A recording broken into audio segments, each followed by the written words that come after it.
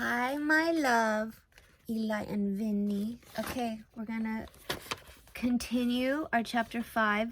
It's after the field mice did their caroling. Okay? The voices ceased. The singers, bashful but smiling, exchanged sideward glances, and silence succeeded, but for a moment only. Then from up above and far away, down the tunnel they had so lately traveled was borne to their ears in a faint musical hum, the sound of distant bells ringing, a joyful and clangorous peal. "Very well sung, boys," cried the rat heartily. "And now come along in, all of you, and warm yourself by the fire, and have something to eat." "Yes, come along, field mice," cried the mole eagerly. "This is quite like old times. Shut the door after you. Pull up and settle next to the fire. Now, you just wait a minute while, Oh, Ratty," he cried in despair, plumping down on the seat with tears impending. "Whatever are we to do? We haven't got nothing to give them." "You leave all that up to me," said the masterful rat. "Here, you with them, the lantern. Come, over this way. I want to talk with you. Now, tell me, are there any shops open at this hour at night?" "Why, certainly, sir," replied the field mouse respectfully. "At this time of the year, our shops keep open all sorts of hours." "Then look here," said the rat. "You go off at once, you and your lantern, and you get me a—" Here much muttered conversation ensued, and Mole only heard bits of it, such as, "Fresh, mine, no, a pound of that will do. See you get Buggins for, I won't have any other, no, only the best. If you can't get it there, try something else. Yes, of course, homemade, no tin stuff. Well then, do your best as you can." Finally, there was a chink of the coin passing from paw to paw. The field mouse was provided with ample basket for his purchases, and off he hurried, him and his lantern. The rest of the field mice perched in a row and settled their small little legs swinging, giving themselves up to enjoyment by the fire, and toasted their chilblains till they tingled, while the mole, failing to draw them into easy conversation, plunged into family history and made each of them recite the names of numerous brothers who were too young, it appeared, to be allowed to be carolin this year, but looked forward very shortly to winning the parental consent. The rat, meanwhile, was busy examining the label on one of the best beer bottles. "I perceive this to be old Burton," he remarked approvingly. "Sensible, Mole. The very thing. Now we should be able to mull some ale. Get the things ready, Mole, while I draw the corks."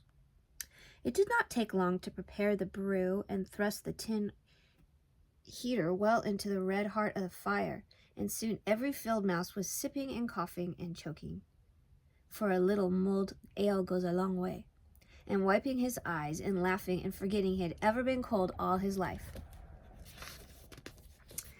"They act plays too, these fellows," the mole explained to the rat. "Make them up all by themselves and act them out afterwards, and very well they do too. They gave us a capital one last year about a field mouse who was captured at sea by a Barbary corsair and made it to row in a galley, and when he escaped and got home, his lady love had gone into a convent. Here, you were in it, I remember. Get up, recite a bit." The field mouse addressed got up to his legs, giggled shyly, looked around the room, and remained absolutely tongue-tied.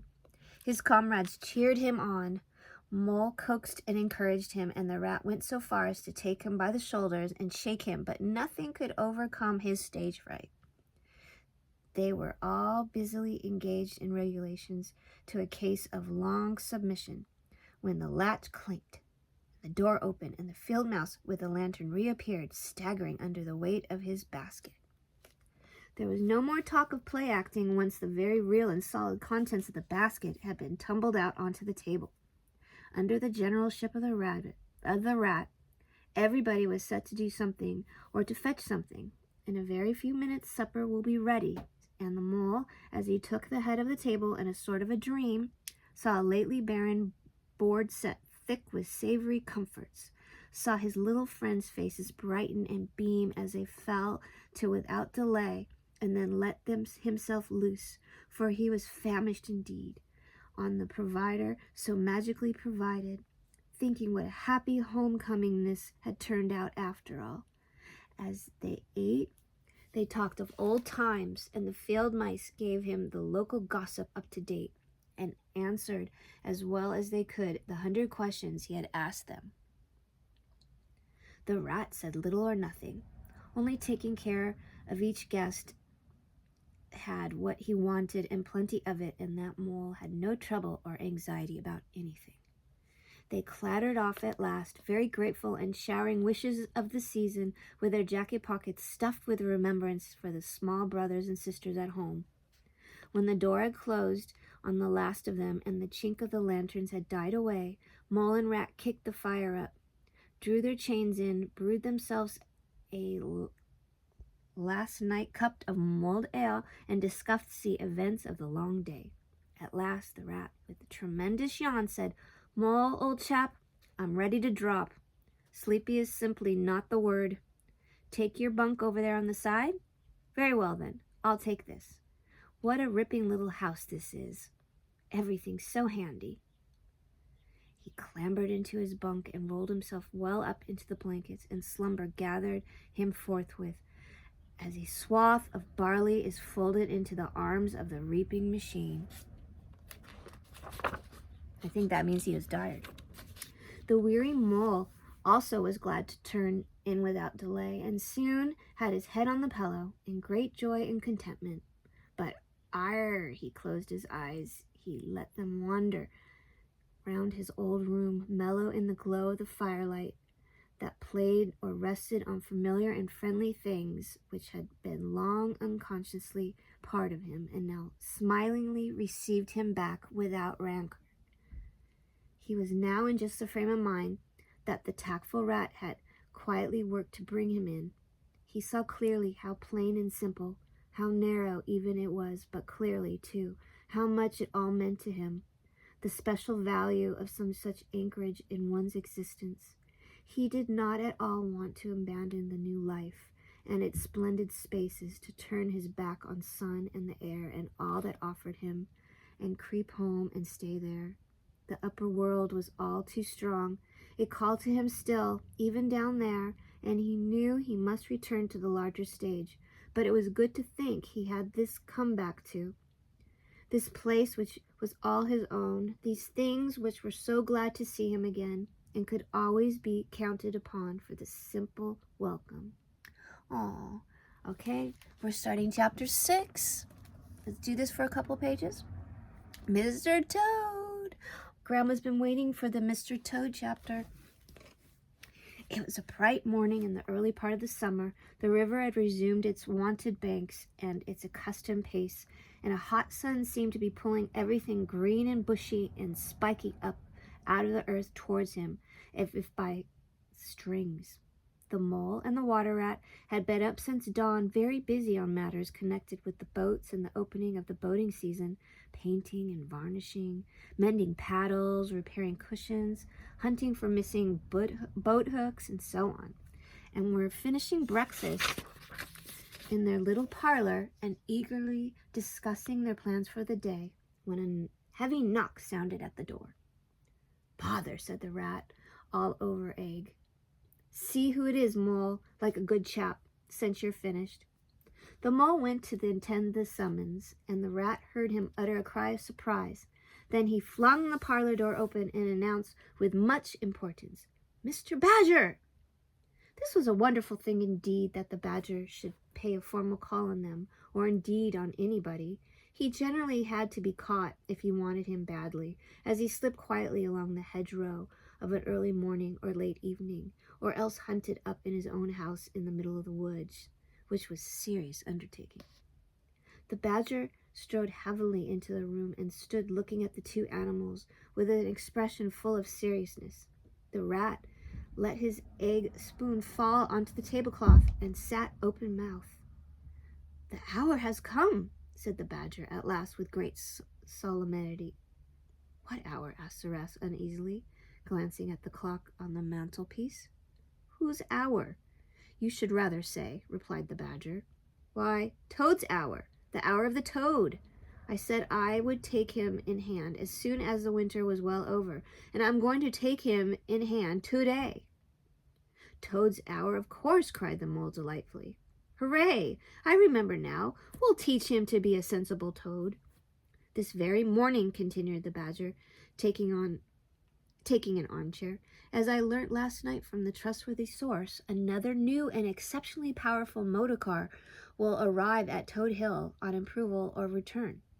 At this very moment, perhaps, Toad is busy arraying himself in those singular, hideous habiliments so dear to him, which transform him from a comparatively good-looking toad into an object which throws a decent-minded animal which comes across into a violent fit. We must be up and doing ere it is too late. You two animals will accompany me instantly to Toad Hall, and the work of rescue shall be accomplished." "Right you are," cried the rat, starting up. "We'll rescue the poor unhappy animal. We'll convert him. He'll be the most converted toad that has ever been before we've done with him." They set up off the road on the mission of mercy, Badger leading the way. Animals, when in company, walk in a proper and sensible manner in single file, instead of sprawling all across the road and being of no use or support to each other in case of a sudden trouble or danger. They reached the carriage drive of Toad Hall to find, as the badger had anticipated, a shiny new motor car of great size, painted a bright red, Toad's favorite color, standing in front of the house.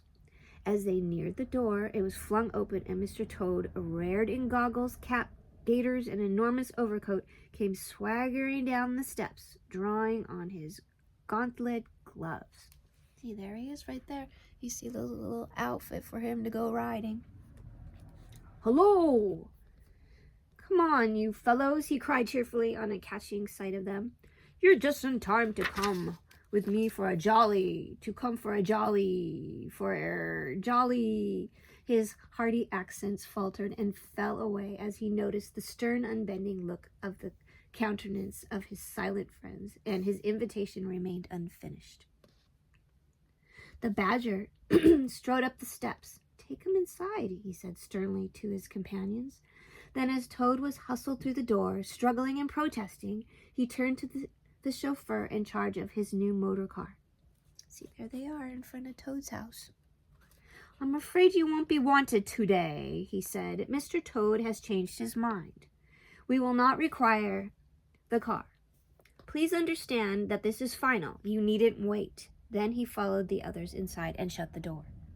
"Now then," he said to the Toad, when the four of them stood together in the hall, "first of all, take those ridiculous things off."